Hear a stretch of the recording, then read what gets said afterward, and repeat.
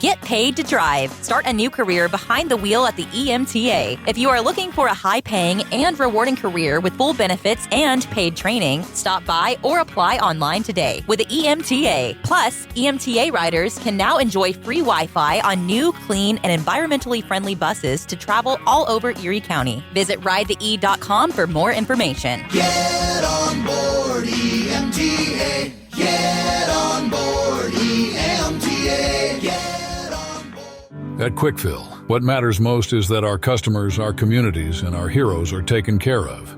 We start by providing American-made gasoline, which means you can buy local, keeping America and your communities strong. We also support vital charities every year and hold Operation Give Thanks each November to help provide a better future for our veterans and their families. We're proud to support the communities we live and work in, and we're doing our best every day to make our towns a better place. Quickfill, driving America. Welcome to TalkErie.com's Joel Natalie Show, Erie, Pennsylvania's daily podcast. Every day, we tackle the biggest issues that the Erie PA region faces. Stay informed and involved as we advance the narrative of Erie. Now, here's Joel Natalie. On the line with us here is the chairman of the Erie County Democratic Party. It is Sam Talarico. Sam, great to hear from you, sir. Great hearing for you. Glad that you're having me on there, Joel. All righty. I want to go through the ballot and the candidates and so on, but let's first get a tenor of this primary. We were just kind of chatting about how big of a deal the last midterm was in 2022. You know, when you had John Fetterman on there against Connor Lamb, and I mean, there was a lot going on 4 years ago. There ain't so much going on this year. What's your thoughts? Exactly. I've been calling this a sleepy primary for about a month now. Yep. And unfortunately, it is. We've been in the office all day, and only a handful of people have come in. We've gotten reports from some of our bigger voting districts. Like at 4 o'clock, the numbers were like 100, and normally, for a primary, they might be 3 or 4 times that. So I'm looking at, unfortunately, I hate to say it, but it looks like maybe a 20% turnout. Wow. Yeah. I would imagine that the November election will be robust, but there's not a lot of competition. I mean, I haven't seen one political ad. I mean, maybe saw one that has to do with the Republican lieutenant governor's race. That's about it. I haven't seen anything because everybody's they're kind of keeping their powder dry till the fall, right? Yeah, and again, you're right. I think that's the only contested race that I know of. All of our races on the Democratic side are uncontested. So it's hard to create some interest when you know the results ahead of time. All right, well, let's start at the top of the ballot here, and we're going to start with the federal candidate, and that is for the U.S. House of Representatives, Pennsylvania 16th Congressional District. It's been held by the Republican Mike Kelly since 2011, and Justin Wagner is your candidate. Tell me about Justin, because he's not from Erie County, he's from Mercer County, but what do you know about Justin? Justin is a really impressive guy. He is a veteran. He served in Iraq. He's also an engineer, and as he campaigns, he still has his day job, so he's still doing that. He's a very down-to-earth guy, very relatable, very likable. He's a newcomer in the district, but we haven't had a whole lot of luck with candidates from Erie County. So now we're going with someone from the southern part of the district, and hopefully in this political climate, he may be able to get some traction down there, because that's where we really generally lose that race when we go to the southern counties. Erie generally comes through for the Democrat anywhere from 50 to 55%. So we're hoping he can generate some interest in the southern counties and make this interesting. Yeah, I mean, let's talk strategy here for a second. I mean, do they need to be from like Newcastle or from Sharon or Butler, like one of the larger municipalities down there, or they have like a household name? Is that what's it's gonna take to unseat Representative Kelly? Yeah, it's hard to say. I do. All I can tell you is like the last 4 elections, 4 or 5 elections now, we've gone with candidates from Erie County, and they just didn't fare well in the southern counties like Venango and especially Butler. And maybe this change up will give us a different result. Who knows? But I do know, and I'm just being honest here. Yeah, sure. The Erie County candidates just haven't fared well in the southern counties. Ron DiNicola came fairly close in 2018, but since then, our candidates from up here just haven't been able to gain traction down there. All right, let's go over to the state ballot. And, of course, you've got the incumbent at the top of the ticket with Governor Josh Shapiro. We had the lieutenant governor on the radio show last week, and he's like, hey, we've been there for Erie, Austin Davis said. I bet you would agree with that for sure. Yeah, that's hard. That's hard to argue with. We got a ton of money for investment along our bayfront, which gets nicer and nicer all the time, and we're glad to have that. We're glad. I do know that Governor Shapiro has developed a real strong working relationship with our new mayor and our new county executive, and that's just a positive. It's really a positive thing. So we like what he brings to Erie. He's a fairly popular governor because he has had some successes. He's done a lot to increase education funding, which has really, really helped out urban districts like the Erie School District, who's actually like replacing buildings now, which is really refreshing. So we like what Governor Shapiro's done, and we think he's there in 4 more years. He came to your spring dinner. What struck you from what he had to say? Well, we had a really nice turnout. It was a sold-out dinner at the Bayfront Sheraton, and he basically gives his same some speech about it. He's a governor that gives stuff done. He's good on women's rights and excellent on education, as I said. So he gives his basic stump speech, and he's really impressive. He's a very good speaker. Okay, of course, he's running with the Lieutenant Governor, Austin Davis, as I said. Let's get to the Pennsylvania House districts. Every one of them is up for re-election. We don't have a Pennsylvania Senate race this year, as Dan Laughlin, again, the holder of the 49th District Republican, is on the presidential cycle. Again, the House and Senate in Pennsylvania are on the midterms in the presidential cycle, but the 49th is on that side of things. Let's talk about District 1. Again, that's Pat Harkins. Again, no competition there from the other side, huh? Yeah, it appears not. We did hear there may be someone trying to mount an independent candidacy, but that's a really strong district for the Democrats, and Pat's done a great job, bringing home the bacon, as they say, for Erie, and we think he'll be fine. He's represented us well, and he is his district basically all the wards in the city except the 5th ward. Is that accurate there? Like, he is basically our city representative. Yes. Very, very accurate. Every all but the 5th ward. It's interesting because, I mean, you and I are about the same age. I remember when we had the East Side Assemblyman and the West Side Assemblyman, right? I remember. Mm-hmm. Yeah, I mean, so that's an unfortunate thing that our population loss has actually drawn down some of our representation in Harrisburg. But like you say, Pat has been doing the yeoman work of trying to cover nearly the entire city. Over in Pennsylvania too, we have Bob Mursky, right? And again, He's representing. Do I have that right?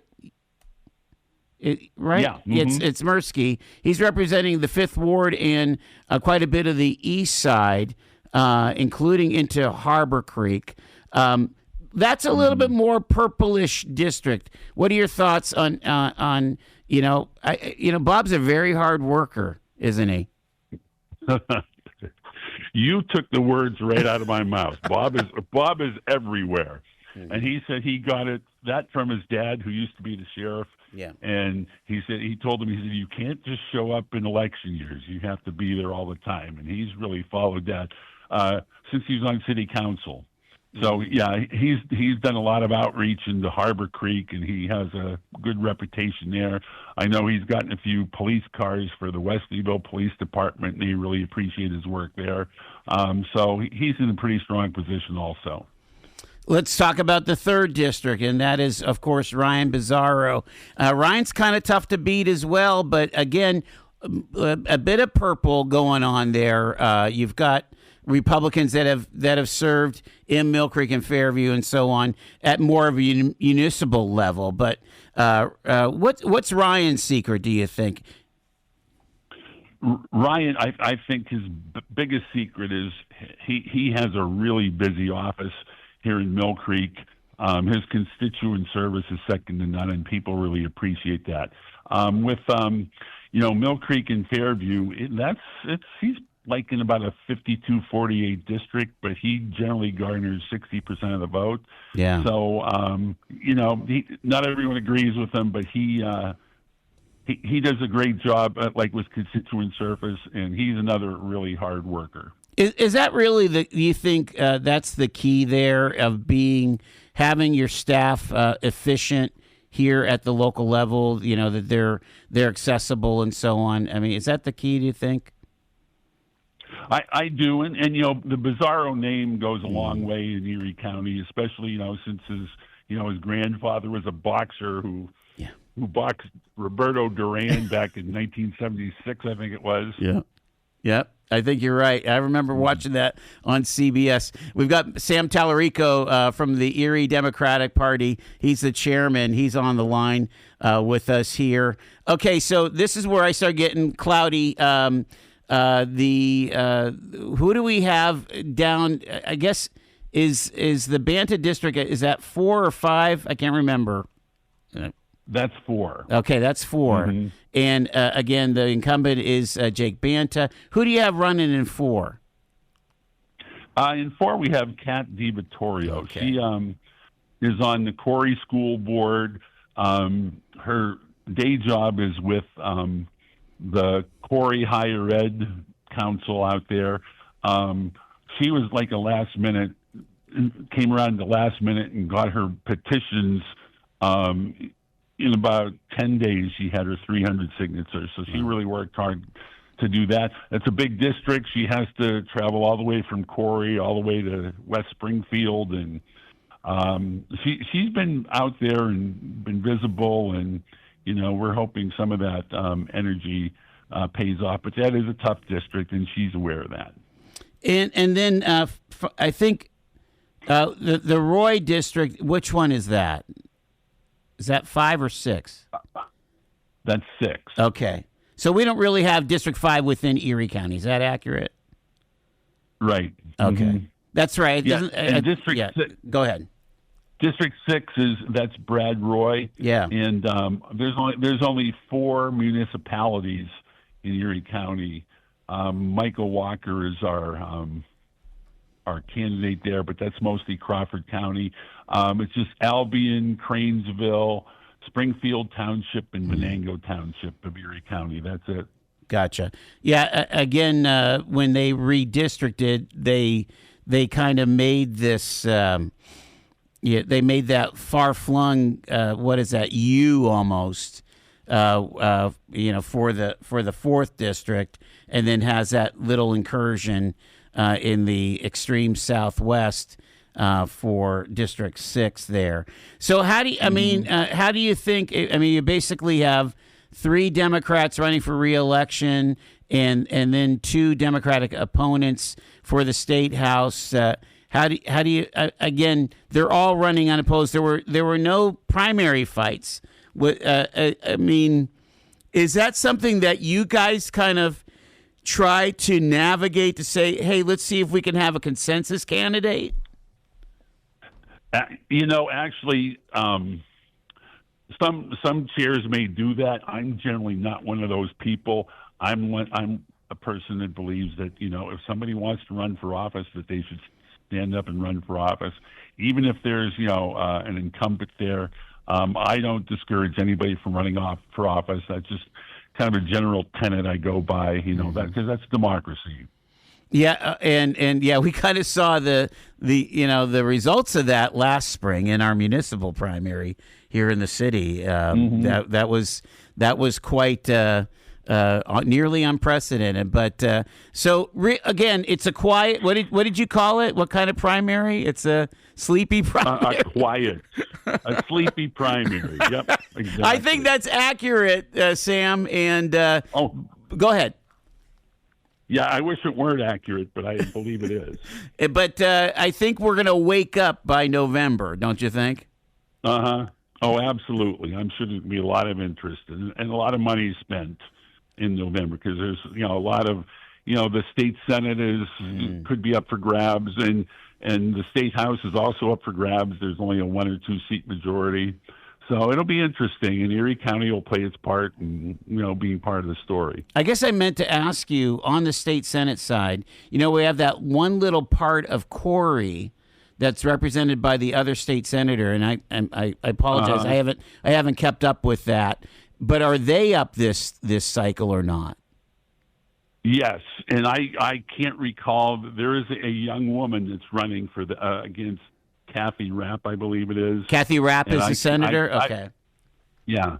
And I met her once, but I can't recall her name offhand. All right, so we don't want to forget about our dear friends in Corey, but if you are a Democrat or Republican in Corey, you get to vote for state Senate in this primary. Sam, I'm going to leave it there. Again, are you having any kind of a gathering tonight, or everybody just kind of hanging out?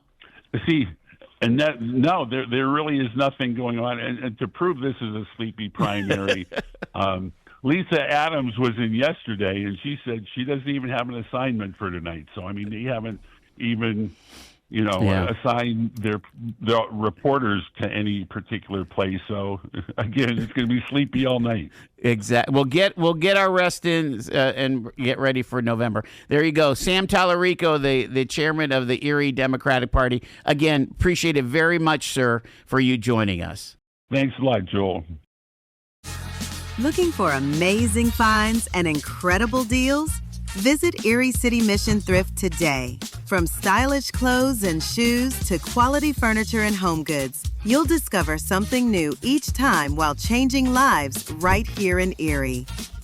It's shopping that feels good and does good.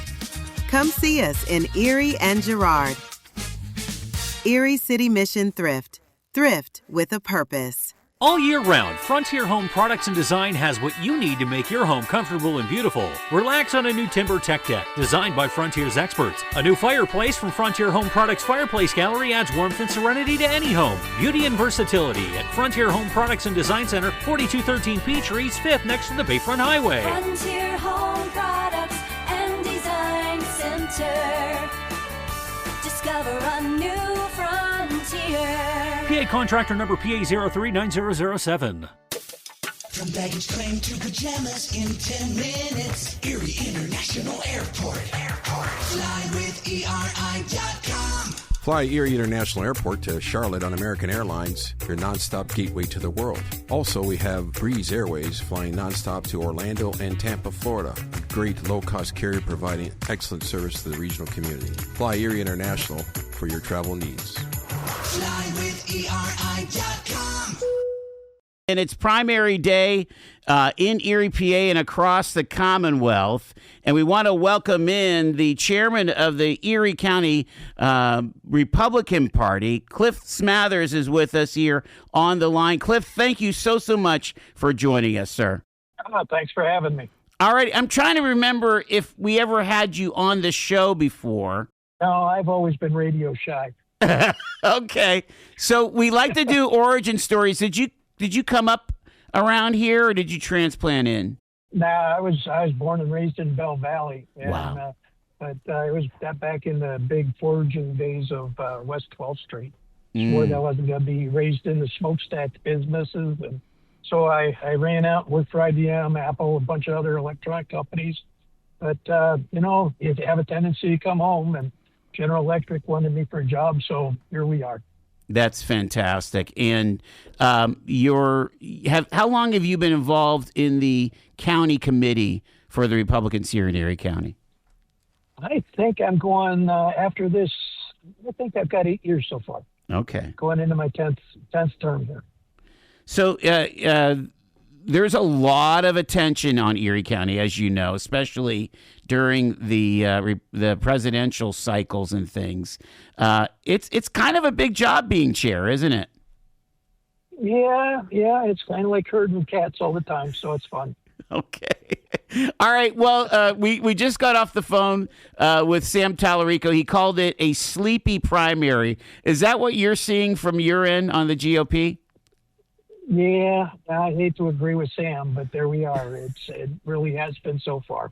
Yeah. So we've got basically not a whole lot of competitive races, at least in the primary side, right? Well, that's the thing, but the part that people are missing by not getting out and voting is for the people that are in our county committees, because a lot of people don't understand that they're the ones that kind of help form at the state level all of the candidates, develop the candidates, strategies, and stuff like that. So they're important people to be looking at. Yeah, I didn't even, we don't really dive into that, but you're saying that there are statewide representation, right, for the Republicans, as well as within each individual voting district, or how does that all work on the GOP side? Yeah. So there's 149 precincts in Erie County, and each one of them has 2 open positions for committee. Wow. And this is for the county committee. Okay, so they're the ones that come in and help us work in the local area, and then we also have 3 males and 3 females from the county that go to state. Okay, and there's our state representatives down into the PAGOP in Harrisburg. Okay, and so those are appearing right on your ballot there. So again, Yep. You could vote for 3 males and 3 females, and that they'll be representing. Is there going to be a statewide convention for the midterm here? Well, actually, what happens is those folks on the GOP side have 4 conventions a year. Oh, wow. Okay, their quarterly activity, and then there's a caucus. And like I say, they all gather up together. They take a look at upcoming elections, the various challenges we have, determine whether or not we're going to endorse or not, that kind of stuff. Look for, basically put the plan together. Yeah. Yeah. All right, we're talking to Cliff Smathers here. Let's get to the ballot, and let's start with the federal race, and that is the long-term incumbent for the 16th Congressional District, Mike Kelly. Congressman Kelly's in a pretty safe district. When you think about all the conversations about maybe Pennsylvania being a place where Democrats could flip districts, they never mention PA 16, do they, Cliff? No, they don't. Mike's got a pretty easy ride there. Someday then he'll come up against some competition, but we don't see it in the near future. Gotcha. And again, what do you think is what he brings to the table as far as that strength in representing so much of Western Pennsylvania? The best part about experience and longevity and the Congress is the fact that you get better committee positions. You get to be chairman of certain positions.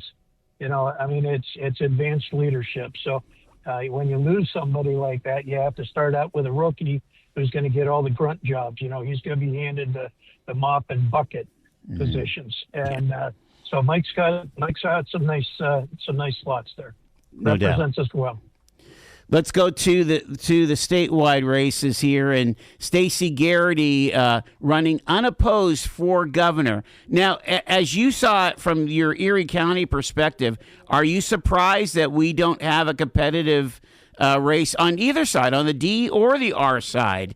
Obviously, no one was going to, try to primary Governor Shapiro on the D side, but I'm surprised that we didn't see quite a battle on the R side. Stacey Garrity kind of wrapped it up. What are your thoughts? Well, the Democrats, they always basically push forward and sort their people down to I'm skipping out on the word here, but to pick their candidate. Yeah. And it's not normal for the Republicans to do that. So Stacey popped up. She's got a tremendous record when it comes to the voters. She's done a great job as treasurer. A lot of people don't realize she's returned over $1 billion of money and materials that have been sitting in the state coffers, rusting away. This was people's money that the state was holding, and she went through and she actually went into multi-generational returns. Okay, so it might have been my grandfather that left the money. And, she got it back to our family. So, that's the kind of work that you want to have, where she's focused on the people, focused on getting that thing straightened out. So, and she's been in the military. She understands how to build a team. A lot of people don't realize that she was called the angel of the desert because she ran such a fine operation in Iraq. That she worked well with the tribes and stuff. She's a great candidate. And my understanding was that she has won the most votes ever across the state. Yes. Yep. When she won for treasurer. Yeah, I don't remember. I think it was like 3 million or something like that. Wow. Huge number. So yeah, you're fully anticipating quite a robust competition in the fall for governor.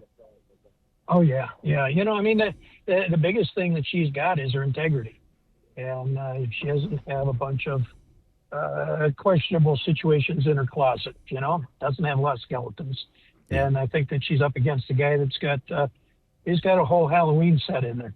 Mm-hmm. Let's talk about the one competitive race here as we go through the GOP primary ballot here. We've got for Pennsylvania Lieutenant Governor Jason Ritchie and John Ventor. We actually just talked to Mr. Ritchie at the top of the show here. Tell us about these candidates, and it looks like that Treasurer Garrity has decided to make Jason a running mate. And so can you sort this out for us, if you would? Yeah, so Richie's got the endorsement of the state committee. He does. And John Ventry was upset that there wasn't an endorsement towards him. I don't know a lot about John, other than the fact that I know he ran for governor a couple of years ago, 4 years ago, against in the Mastriano race, and he jumped out of that race as fast as Mastriano got in. So we didn't get a lot of exposure to him. He's been around for a while, but I don't think he's got the drive. I don't think he's got the experience for lieutenant governor. On the flip side, Jason wasn't going to even run. Okay. He kind of looked at the race, but whenever he got phone calls saying, "Hey, we want you to run," he talked with Stacey. They decided it would be a good pairing, and the rest is history. So he's an attorney in one of the largest law firms, and he's got an awful lot of experience in energy and power. So I think for Pennsylvania, that has tons of resources in that arena, that's a good guy to have. He knows the business. Gotcha. Let's go to the state races here, and we were trying to figure out that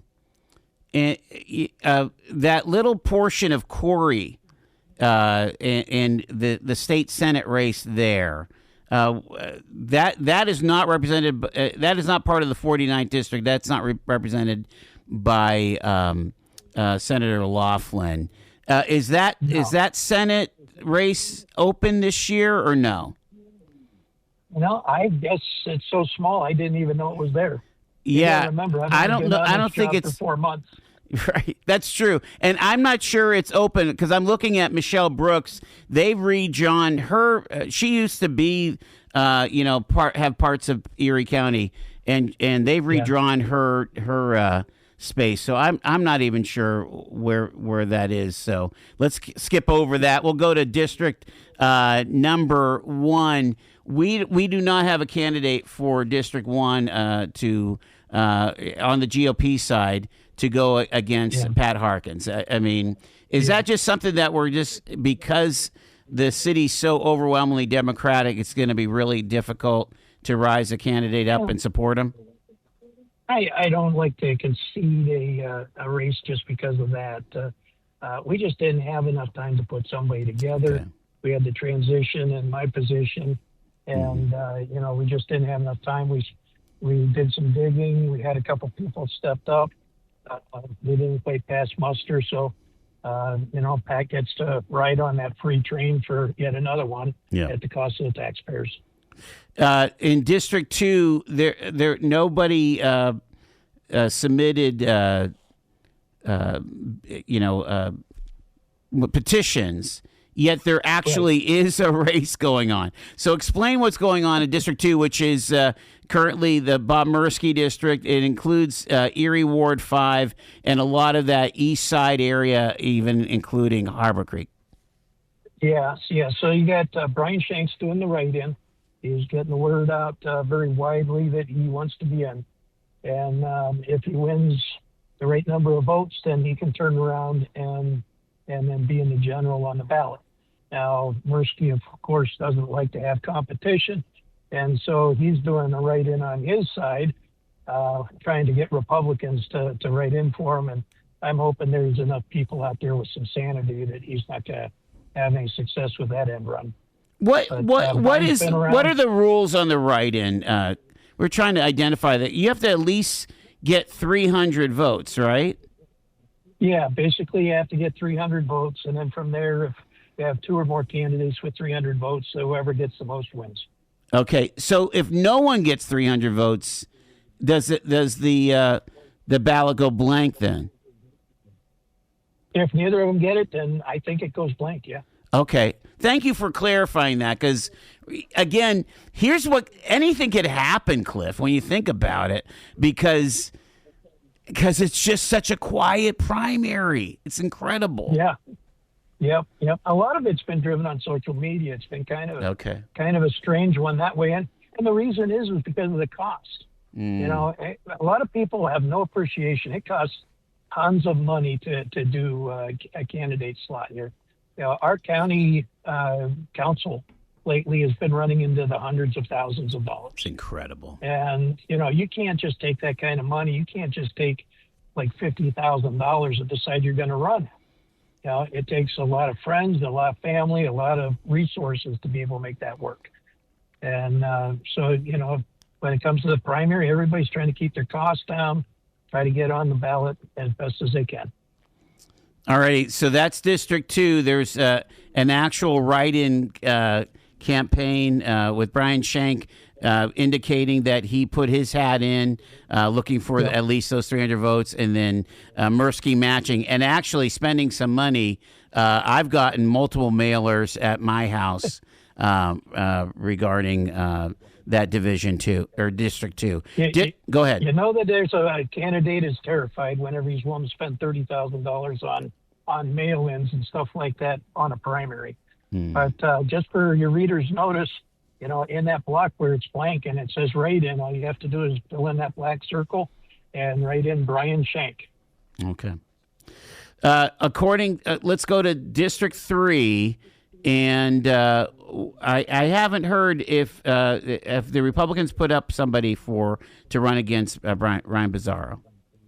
Yes, you have Donna is the one that's running there. Yes, Donna Reese. I'm sorry. I'm Reese, spacing out because we had Donna on the air telling her story about political violence, and of course she's running against Ryan there. Again, it's against Pizarro. Yeah. And, in fact, I'm actually sitting in one of her polling places right now. It's the 7th one I've been at today, but we're here gathering up people and pulling for her because, Ryan Pizarro has been doing some strange things in his vote. I don't think it's the desire of the people to have men in girls' locker rooms and late-term abortions and stuff. And he's been voting for, the most liberal stuff coming out of California you can imagine. So Donna's kind of had it up to her eyeballs, and it's time for us to calm the people down and start getting a little conscience again. So that's District 3. Again, Donna Reese running unopposed. The big battle will be in the fall. District 4 is the incumbent is Jake Banta running for re-election. Yep. Anybody that knows Jake knows that they're going to love him. The guy's just as honest as the day is long, and he's got a good race. He's been representing us pretty well. He does an awful lot of investigation. He's like me when I talk about, he's learning what he doesn't know. He's done with his rookie time. Now it's time to get to work. All right. And then I think we have those few districts in the Southwest that are represented by Brad Roy. What is that, District 6 there, Cliff? Yes. Yep. Brad's in there. He's been in there for, I think, 22 years, and he does a really good job. The people love him down there, and, I think he might have had a threat of a competitor, but I don't think it worked out. Yeah. And so as you look at it, again, not a lot of competition yet. It's always good to make sure you get to the polls. You still gotta go through and at least contribute to the community conversation, because it's such a valuable right that we have as citizens, isn't it? The crazy thing is it's a right to us, and yet we're about the only country that doesn't go through and tell you that by law you have to vote. There's a lot of third world countries that they have a little inkwell that you have to dip your thumb, and after election day, if you don't have a black thumb, then you're going to jail. And here people they're so spoiled they won't go out and vote. And all the talk about bad elections and everything. The only way that you can fool an election is if people stay home, because that means that their numbers are available to play with. It's really sad that people can't see it. So I don't care if you're Democrat or Republican, get out there and vote, make it happen to exercise your rights. Finally, Cliff, given that we have this kind of write-in campaign, again, you've been around a while. I'm not sure we're going to know who wins that second legislative district until Thursday, Friday, right? We have to wait till they actually count the individual write-ins, correct? Yeah, and, it's hard to read people's handwriting and stuff. So, they're taking a look at a couple hundred signatures. It's going to look like doctors on those ballots, Right.